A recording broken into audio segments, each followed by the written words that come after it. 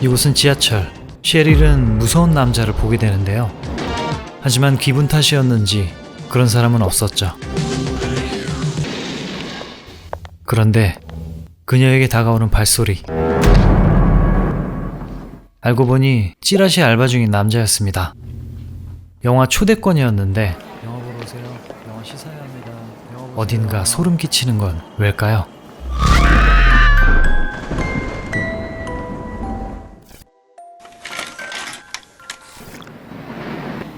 초대권을 받은 김에 땡땡이 치고 영화관으로 향하는 두 명.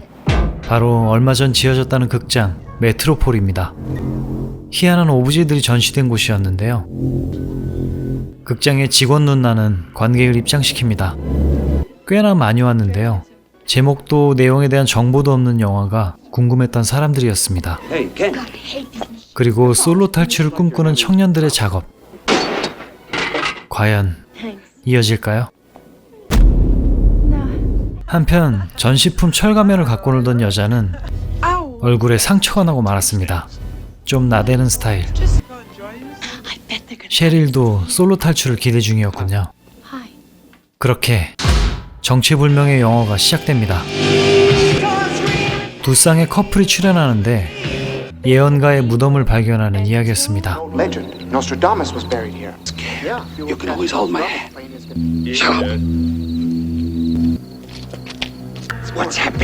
맹인 아저씨도 관람 중이었는데 또 나대는 몰상식한 관객들. 이런 시건방진 커플도 있었습니다. 그런데 맹인 아저씨의 젊은 부인은 대담한 불륜을. 여기도 통성명을 하는데 영화 속 남자들은 역시 하지 말란 건 못 참죠. 그의 문서와 함께 발견된 철가면.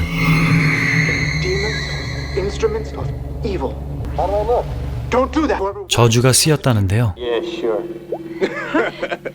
상처가 나버린 얼굴. 그와 동시에 나대던 그녀도 상처에 출혈이 생깁니다. 영화와 똑같다니 정말 기묘하죠? 그런데 상처가 부풀더니만 터져버리고 영화 속에서도 끔찍한 사태가 벌어집니다. 미복귀한 그녀를 찾아온 친구. 그런데 공포의 녹색 물질을 뿜으며 그녀를 공격합니다. 영화 속도 마찬가지인데요. 더러운 커플놈들. 추격당하던 여자는 스크린 뒤쪽으로 향하게 되는데요. 상처에서 민트색 피가 흘러나오고 관객들에게 뜻밖의 4DX를 제공합니다. 결국 스크린을 뚫고 나온 그녀. 한편 이 와중에도 불륜 중인 커플은 응징을 당합니다. 나름대로 사태 파악을 하는 사람들. 상처를 입은 사람들은 끔찍한 모습으로 변하며 민트색 침을 흘렸습니다. 뾰족한 이빨까지 새로 나는군요. 악마로 변한 그들은 무자비한 공격을 가합니다. 패닉 상태로 도망치는 관객들. 밖으로 나가기 위해 잠긴 문을 뜯어내지만 공구리를 쳐놨는지 모든 출입구가 막혔습니다.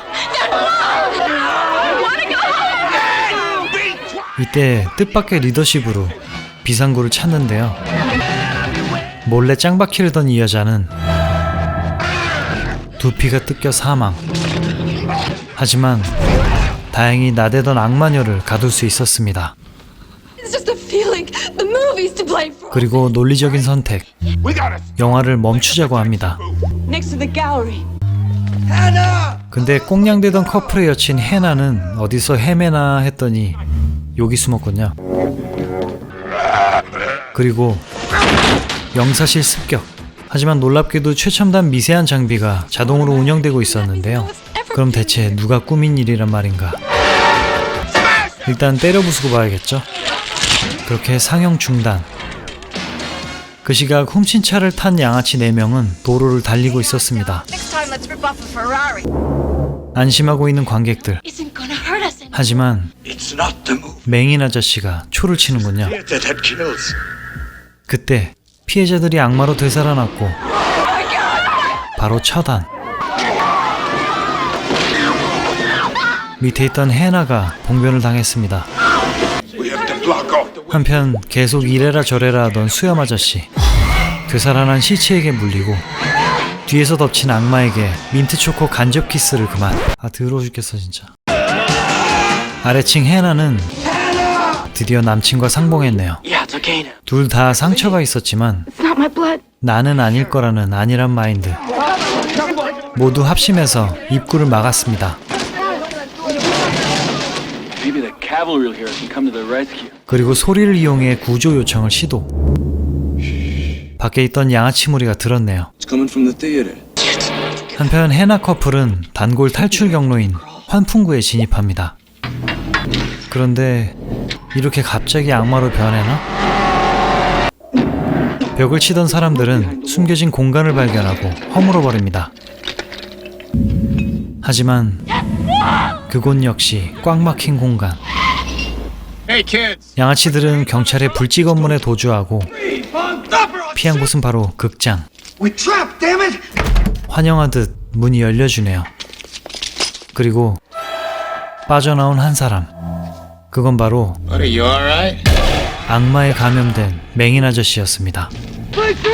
역시나 양아치들도 갇혀버렸는데요. 아까 막은 문을 열어 제끼는 녀석들. 근데 거울을 보자 갑자기 화장이 하고 싶어졌군요. 개인 행동은 뭐다?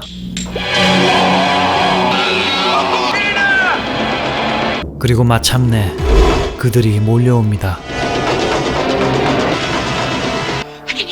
그런데 구조대로 착각한 관객들은 길을 뚫어버리는데요. 무차별 사륙이 시작되고 직원 눈나도 예외가 아니었죠. 하지만 주인공 버프를 받은 4명은 탈출에 성공. 근데 캐시의 상태가 킹치할 수 없이 처치하고 마는데요. 또 살아난 캐시의 등에서 악마가 태어납니다. 그리고 손톱에 긁힌 친구 켄. 절망하는 그에게 위로를 건네는데요. 야씨 되겠냐? 결국 사람으로 죽고 싶었던 그는 죽여달라고 부탁. 하지만 우물쭈물하던 주인공 때문에 결국 민트초코를 흘리게 되네요. 그리고는 폭풍간지 등장. 오토바이 위에서 난도질을 행합니다. 뒤에 썸녀를 태운 채로 악마 좀비 무쌍을 찍는 주인공.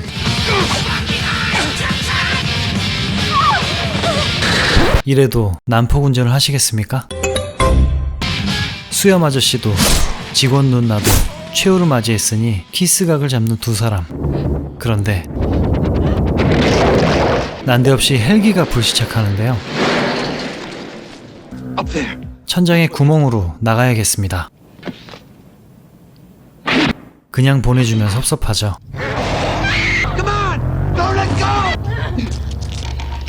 마침내 힘겹게 올라온 그들. 그런데 철가면 알바가 등장했습니다. 그가 모든 사태의 배우였던 걸까요? 하지만 한낱 인간일 뿐이었고 주인공 커플에게 최후를 맞이합니다. 그런데 도시는 이미 악마가 퍼져버렸군요. 지옥이 돼버린 도시를 벗어나려는 두 사람. 그때 구원의 손길이 뻗쳐와 도시를 빠져나올 수 있었습니다. Good shot. Welcome aboard. Where are we going?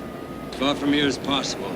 그렇게 그들은 안전한 외지에서 새로운 삶을 살까 싶었던 그때 셰릴마저 변했고 주인공은 또다시 솔로가 되고 말았습니다. 1985년작 데몬스였습니다. 우리 채널 최초의 이태리 영화였는데요. 감독은 이태리 호러 스릴러의 거장 마리오 바바의 아들인 람베르토 바바입니다. 아버지가 워낙에 대감독이라 후광받는 걸 싫어했다고 하죠. 아버지 마리오 바바 감독은 지알로라는 범죄 장르의 창시자로도 유명한데요. 지알로는 옐로, 노랑을 의미합니다. 당시 범죄 소설들 표지가 이렇게 노란색이었기 때문에 그렇게 붙여졌다는군요. 영화의 각본은 감독 람베르토 바바와 다리오 아르젠토 감독 또한 지알로 장르로 유명합니다. 잔인한 살해 장면 연출이 특징인데 극중 범인은 대부분 검은 가죽 장갑을 착용합니다. 이와 같은 연출에 영향을 받은 작품이 꼬치구이 영화 해피 버스데이 투 미였죠. 아르젠토 감독의 딸 피오레 아르젠토는 극중 헤매던 해나 역으로 출연하기도 했습니다. 폐쇄된 공간에서 영상물과 오브제를 통해 악마가 인간 세계를 노리는 특이한 시나리오였는데요. 이 악마 소굴이 된 영화관 메트로폴은 독일 베를린에 있는 극장입니다. 이 영화에 감명을 받았는지 공포게임 사일런트 힐 1편에서 등장하기도 했는데요. 현재는 영화에서의 음침한 모습과는 달리 하얗고 깔끔하네요. 제목에서만 데몬이 데몬스로 악마라 칭할 뿐이지 사실상 여느 좀비 영화와 결이 비슷합니다. 악마가 물거나 손톱으로 상처를 내면 확진자가 되며 새로운 인원에게 전파시키는 모습은 좀비 바이러스와 다를 바가 없는데요. 엔딩 장면에서는 과연 어딘가로 떠나면 그곳은 과연 안전할 것인가 하는 불안한 기분이 들죠. 이 영화는 1년 후 속편이 제작됐습니다. 1편에서의 악마 대란 이후 안정을 찾은 세상, 이번엔 TV에서 영화가 상영되고 고급 아파트에서 다시 한번 마귀 팬데믹이 일어나는 내용입니다. 수염맨 아저씨와 양아치남 등 몇몇 출연자가 다른 배역으로 다시 기용되기도 했는데요. 이 부분은 바탈리언 1, 2의 경우와 같습니다. 이 데몬스2는 1편과 제작진이 같아서 세계관이 같고 정통성이 있지만 이후에 나온 몇 편의 속편들은 여러 사정으로 제목만 같을 뿐 전혀 다른 영화들입니다. 감독이 과연 민초파였는지 확인할 수는 없었습니다만 꽤나 흥미로웠던 전염성 악마 좀비 영화였습니다. 오늘도 봐주셔서 감사합니다. 다음은 코미디 영화입니다. 안녕!